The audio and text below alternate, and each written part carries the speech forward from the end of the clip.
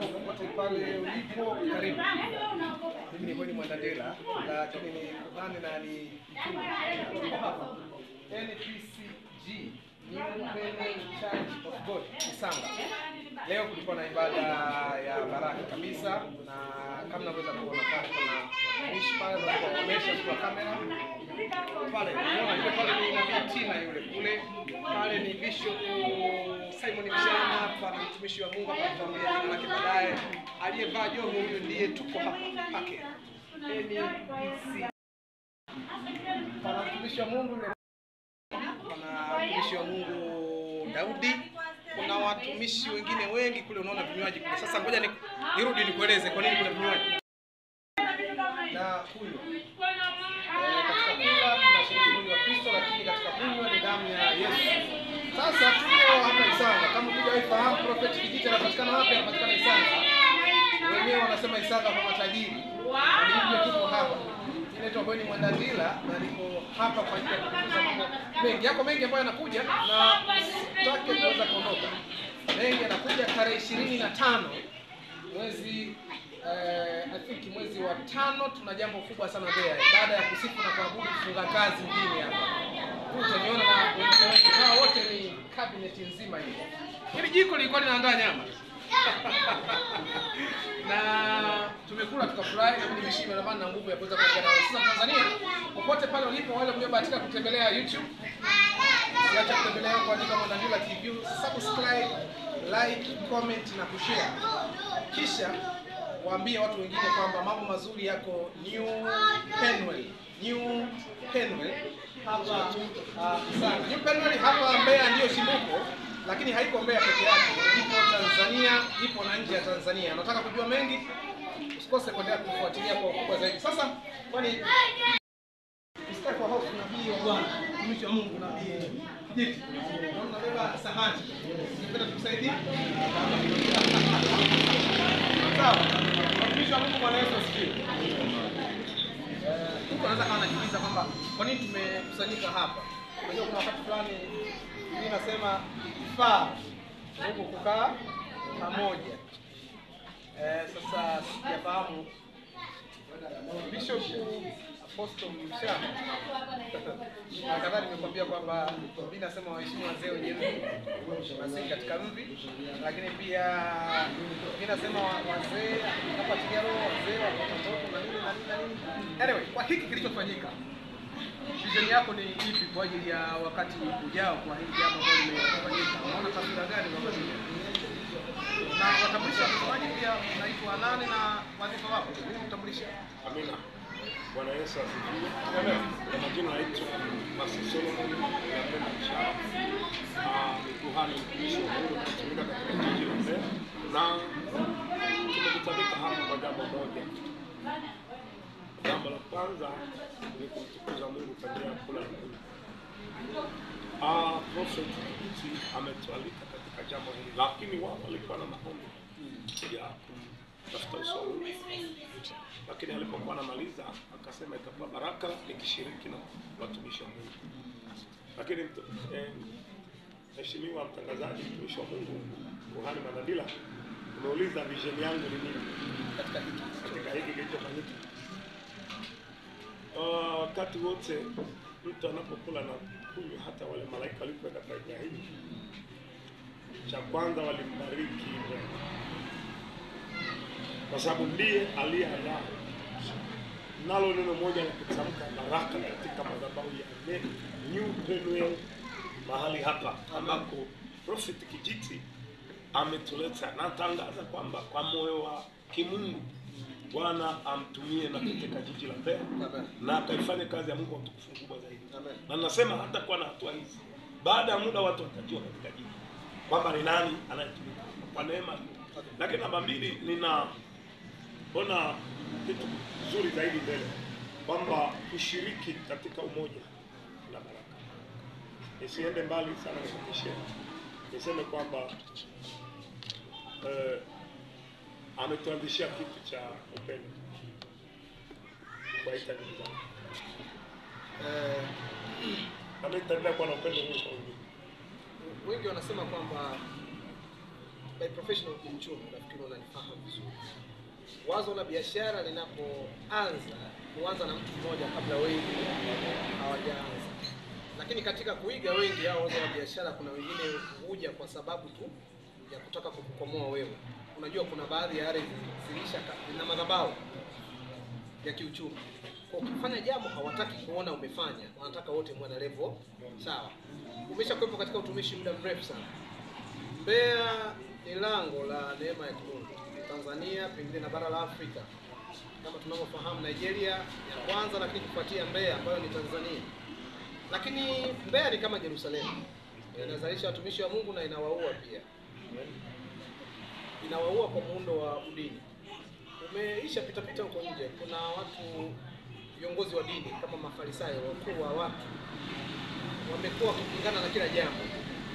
Tunaelekea tarehe 25 mwezi wa 5 2025, tunaenda kufanya jambo kubwa la kihistoria, baada ya kusifu na kuabudu. Kwa nini unaguswa zaidi kuweza kushiriki ibada za sisi mitume na manabii? Sisi tunafahamiana. Napenda ninukuu quotation moja alitoa Prophet Kijiti, alisema kwamba nabii au mtume ni lazima tumtumikie Mungu, yani sio kama tumechanganyikiwa kabisa, ili tumtumikie kutoka ndani. Kwa nini umeguswa kushiriki na mitume na manabii ibada kama hizi na hujafikiria kuingia katika milango ya udini huko? Maana sisi huko vitu vingi hatuna, ni tofauti na wao. Tunena kwa lugha, sijui nini. Ile linalokuja ndilo tunalotenda. Wewe ni mzee na una hekima. Kwa nini umeguswa hapa na hujafikiri kubaki na watu wa dini? Kwanza naamini katika ulimwengu. Naamini mtume, naamini manabii. Naamini wachungaji na polisi na walimu. Lakini pia kwa neema Mungu ameweka kwa ya mtume. Na wakati mwingine hata na kwa maana kama Yesu Kristo alivyokaa ndani yetu, yeye pia ana kila kitu. Kwa sio shida kwamba kashiriki na watu wa Mungu wazuri kama mitume na manabii. Jambo la kwanza ni watumishi wa Mungu na wameitwa na Mungu. Sasa shida ya dini inapiga ile huduma mbili. Inapiga mitume, inapiga manabii. Wakifikiri wao ndio walioanzisha, hakuna aliyeanzisha dini. Na ni huduma ambazo zina kibiblia pia ndizo huduma zinazoanzisha msingi. Tunaelewa wote kanisa limejengwa juu ya msingi ya mitume na manabii. Kazi ya mtume ni kufyeka, kazi ya nabii ni kuweka msingi. Na baada ya hapo wanaingia mwalimu, mtumishi na niendelea. Kwa tunategemeana. Usije ukasema mimi ni unamtenga huyu na huyu, itakuwa ni upungufu wa ufahamu. Kwa nimefurahia sana mitume walioko Mbeya, walioko Tanzania na walioko kote. Maana nimekuja hapa kwa kibali pia cha Mungu. Nawapenda sana. Sasa mtumishi wa Mungu, kwa Yesu asifiwe.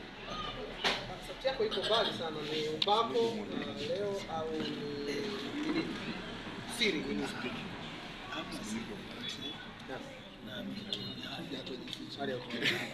Leo tuko hapa kwa Prophet Kijiti. Ulipopokea mwaliko huu, nini kilikujilia akilini mwako kwa haraka? Lakini kabla ya hapo, jitambulishe watazamaji wetu wafahamu. Mimi naitwa Mtumishi Namshukuru Mungu kwa hapa, lakini nashukuru kwa kupitia jambo hili limetuunganisha na tuko pamoja mpaka sasa. Tunajisikia furaha kuona watumishi wa Mungu. Ni hali ya upendo ambao tunauona na tumekutana, tunasikia vizuri kwa sababu watu wengi wametengana. Mtengano dhaifu. Unajua kila mmoja hakuna aliye nayo vyote. Tunakuja mahali hapo kujifunza kwa huyu na kwa mwingine. Sasa mimi nashukuru, ni hayo tu machache ambayo namshukuru Mungu kujifunza.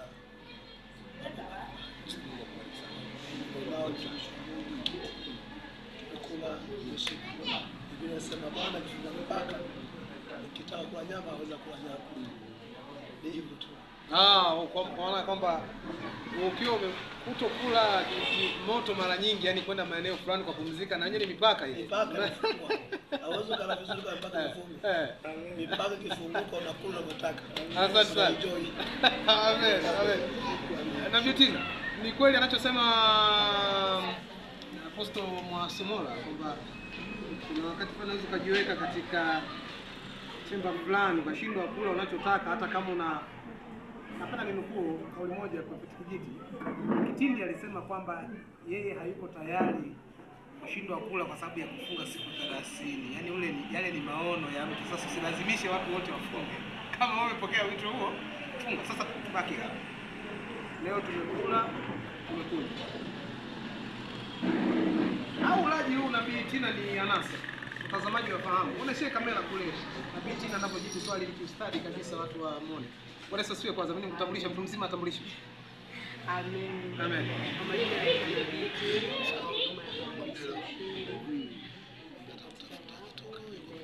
Amen. Okay. Kwa hiyo tunamshukuru Mungu sana kwa ajili ya Kijiti ambaye ameandaa jambo hili zuri kabisa na kupendeza. Kiukweli kabisa tumefurahi maana tunakula nyama. Na jambo sio mchezo, afu zimetolewa madhabahuni. Kwa hiyo acha tu. Sifa za leo kwanza zilikuwa nzuri sana. Kila kitu kimeenda sawa sawa. Tuseme tu Mungu abariki sana na Kijiti. Mungu akubariki sana. Na maongezeko yazidi siku kwa siku, kwa wiki, mwezi kwa mwezi. Kusiwepo na mapungufu yoyote. Sababu hakuna mtu aliyekula chakula alafu kisitokee kitu. Kwenye chakula kuna nguvu. Chakula kina nguvu, ndio maana hata Isaka akamwambia mwanae, "Aniletee chakula nile, nifurahi kisha nikubariki." Na sisi kwa kuwa tumeshakula hapa, kwa hiyo tunatamka baraka kama zote kwa ajili ya huduma hii ya Pendo.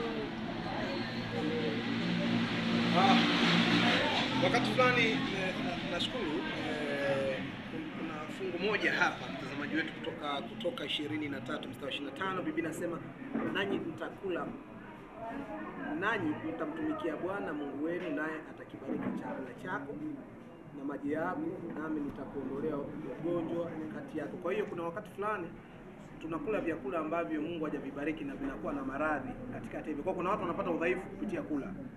Ndio maana pia wataalamu wamekuwa wakihamasisha usile bora kula chakula chenye lishe bora kwa ajili ya kujenga mwili. Sasa hapa alichokifanya na Kijiti, kuna wakati fulani kuna maradhi, kuna watu wanaenda hospitali akipima waambia wanaona shida ulagi nyama, anza kula nyama. Sasa ni aibu mpaka nafika muda huo. Haya maono ni makubwa, nitakuonyesha hivi punde tukizungumza na Kijiti. Sasa tumalize kusema jambo moja na Bitina.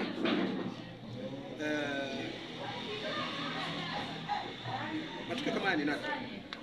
Na ufunuo huwa kwa Mungu. Huu ni ufunuo amepewa Nabii Kijiti. Kwa nini hapo kabla au kuweza kufanyika umekuja kufanyika 2025?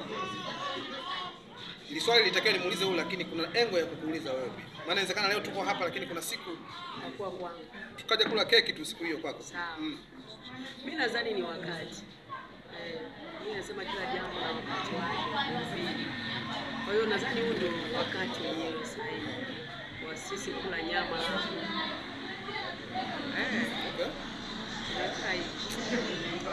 Huyu ni Prophet Tina kutoka kanisa la Pentecost. Hapo Ushindi kanisa la Ushindi liko hapo Ileni, hapo kabla kabisa na shule ya msingi Ileni, pembezoni pale. Ukifika pale unaliona kwa uzuri kabisa. Na sasa kuna karani wetu ambaye ni mwandishi katika umoja huu, pia hatujakosa kuwa na waandishi Pastor Daudi ndio hapo ameshika kamera huko watu wapate kutazama. Bwana Yesu asifiwe, mtumishi Mungu. Amen, amen. Hongera kwa kitendo. Amen, amen. Nilipata habari kwa mtu ambaye kwamba ndiye mwandishi katika jambo zuri kabisa. Hongera kwa ajili ya tukio la leo. Amen, amen. Binafsi yako ni mtumishi Mungu. Unajifunza nini katika jambo hili? Kwanza tunasema tunamshukuru Mungu kwa upekee kupitia tukio la siku hii ya leo, ambao mbele yetu kulikuwa kuna meza ya chakula. Kwanza tunarejea kwenye maandiko, pia anasema ni vizuri kama nini ndugu wakikaa kwa pamoja. Kwa meza hii imetukusanya, tulikuwa kwa pamoja mahali hapa tukiendelea kujifunza juu ya vitu mbalimbali kwa sababu ya maono ya mtumishi Kijiti. Kwa ametukusanya mahali hapa, tulikuwa tuna jambo la kujifunza kupitia maono haya. Viko vitu mbalimbali ambavyo vimeendelea, tumejifunza kwa sababu pia neno lilipita. Kwa kuna vitu mbalimbali ambavyo tumeweza kujifunza juu ya maono ya mtumishi Kijiti. Yes. Pengine sasa kuna watu wengi wanaotazama. Ndio.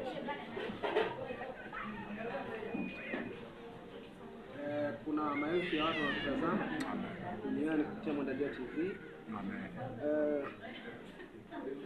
Unahisi mtu angekuuliza swali la haraka? Yes. Kuna tofauti gani mpaka sasa unayoiona kubwa kati ya makanisa ya kidini na makanisa ya kitume na kinabii na makanisa ya kiroho? Watu watatu sana. Okay. Viko vitu vingi tu ambavyo kwa sehemu moja au nyingine tunaendelea kujifunza. Kwanza, moja ya baadhi ya vitu ambavyo tunaendelea kujifunza ni moyo wa mitume pamoja na manabii. Ni moyo ambao uko wazi, ni moyo ambao umefunguka, si moyo wa mafundo. Ni moyo ambao uko wazi kwa namna ambavyo Mungu anakuwa ameachilia mafunuo, kwa sababu wao hufuata mafunuo nini kile Roho anaongoza kwa majira na nyakati hayo. Basi ufanye kitu sawa na vile Mungu ambavyo anaendelea kuwaonesha. Kwa hiyo kwa lugha nyepesi, katikati ya mitume na manabii kinachokufa ni ile roho ya udini.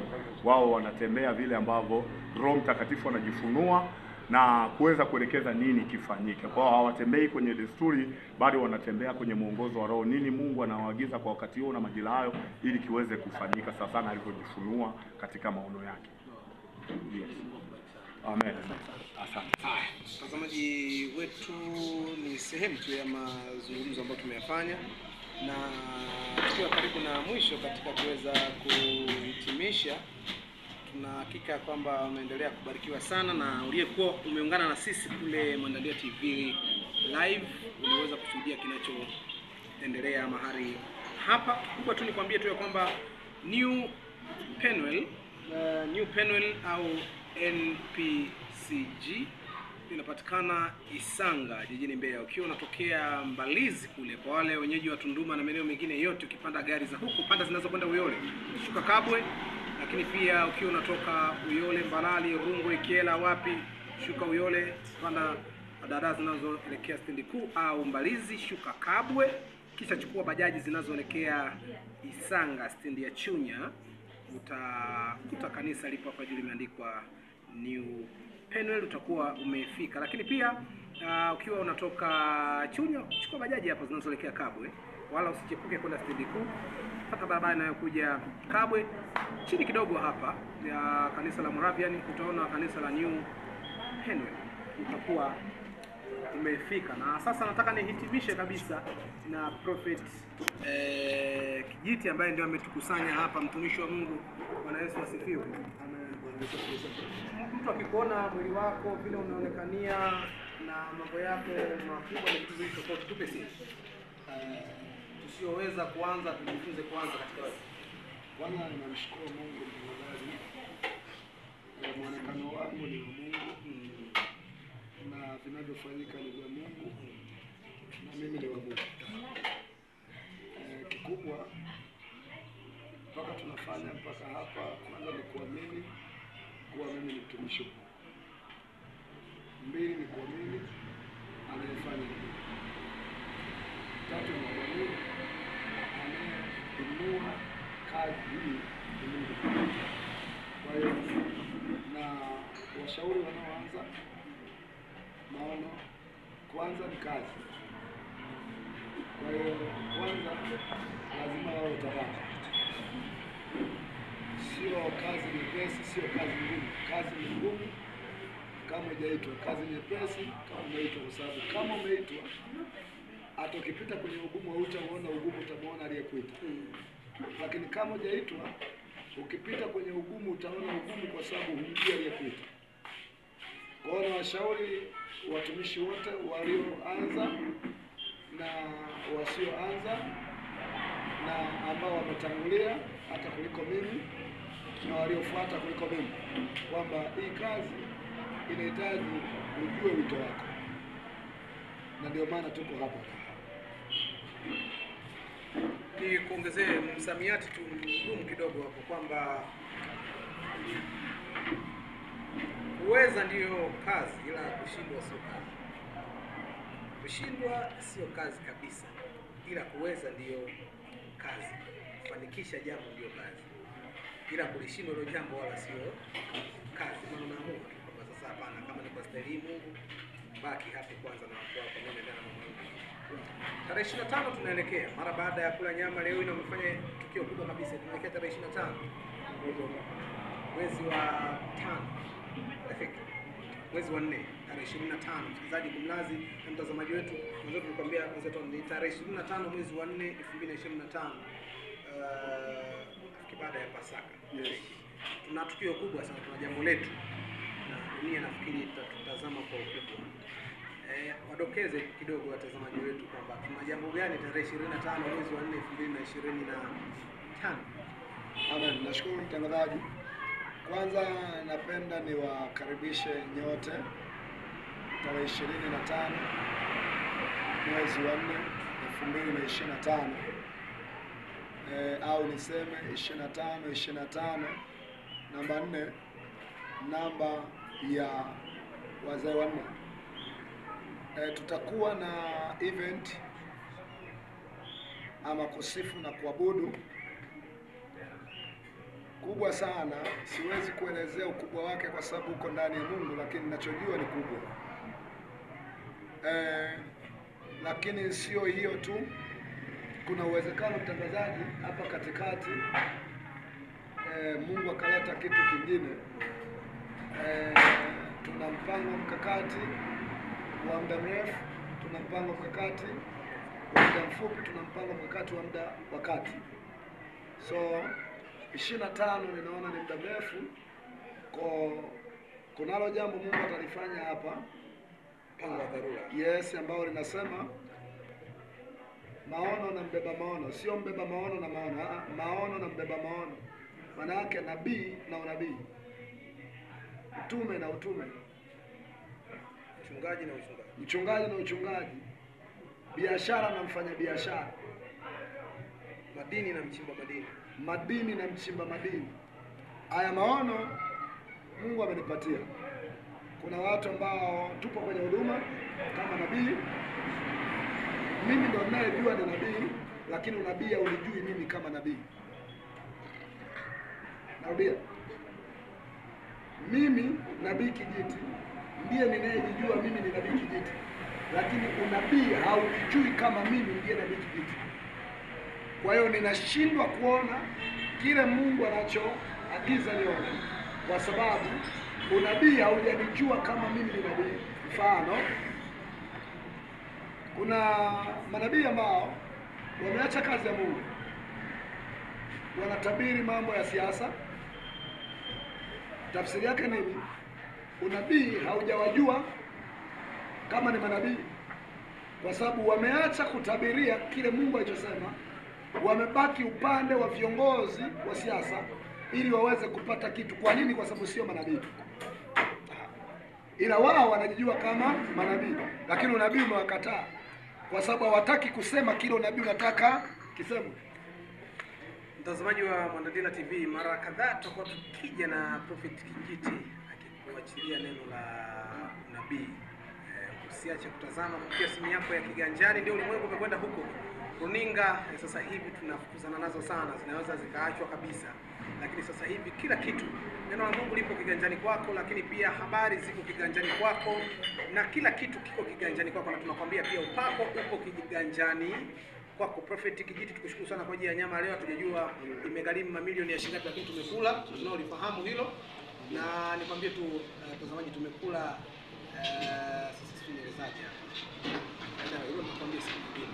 Lakini kwa leo wacha nikomee hapo na usiache kutazama hapo mambo mengi sana aliyofanyika leo utayaona huku Mwandandila TV. Usiache Facebook andika Mwandandila Kweni. Utaniona hapo, lakini pia Instagram Mwandandila Kweni. YouTube Mwandandila TV, TikTok Apostle Kweni Mwandandila. Lakini kubwa channel hii inatusanya sote. Mungu akubariki sana mtazamaji wetu, na usiache kuweza kuhudhuria ibada za mahali hapa New Penuel kwa Prophet Kijiti, Prophet Kijiti T Mwambalange. Kanisa lipo hapa kabara kabisa na si bali mrefu kutoka hapa kanisa la Moravian hapa katikati hapa. Kwa hiyo utakufanya 500 tu inatosha kufikisha kutokea popote pale, kutokea Kabo unafika kwa 500 hapa. Usikae huko nyumbani na magonjwa, ni wewe umeamua basi, lakini papo huko hapa. Mungu akubariki sana. Mimi ni Apostle Kweni Mwandandila, na kwa heri, mnaendelea to be the hope ever changing.